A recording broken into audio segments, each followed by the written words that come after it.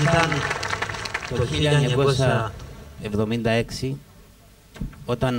1976 όταν πήρα στα χέρια μου την έκδοση «Ψωμί και Ελευθερία» του Δώρου Λοΐζου. 76-77 έγραψα, μελοποίησα 5 από αυτά τα ποίηματα. Θα υπάρξει συνέχεια και έκδοση δίσκου στη μνήμη του Δώρου Λοΐζου.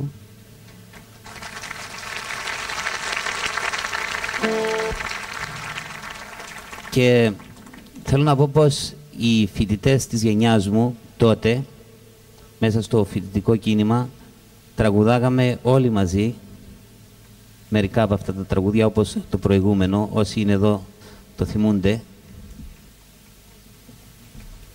Από την ποίηση του Δώρου Λοΐζου ίσπραξα από την πρώτη στιγμή την ατίθαση ψυχή, την ψυχή που ένιωθε να λέει ό,τι πιστεύει. Σε μια εποχή που ήταν πολύ δύσκολο να λες ό,τι νιώθεις.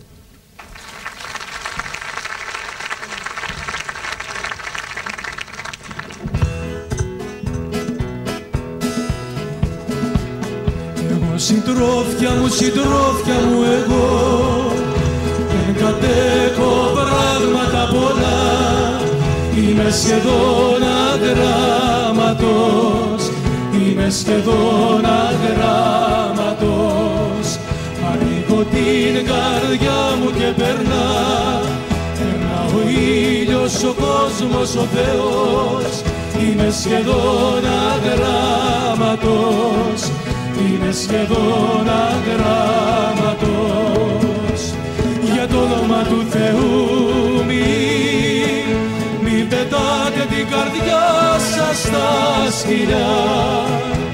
Για το όνομα του Θεού μη πετάτε την καρδιά σας στα σκυλιά. Μη πετάτε την καρδιά σας στα σκυλιά.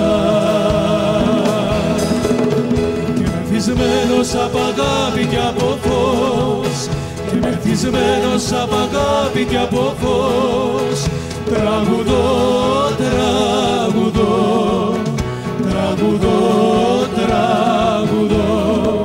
Για να κρατήσω κέριο κι άσπυλο, για να κρατήσω κέριο κι άσπυλο, τον προορισμό του ανθρώπου, τον προορισμό του ανθρώπου. Για το όνομα του Θεού μη πετάτε την καρδιά σας στα σκυλιά. Για το όνομα του Θεού μη πετάτε την καρδιά σας στα σκυλιά. Μη πετάτε την καρδιά σας στα σκυλιά.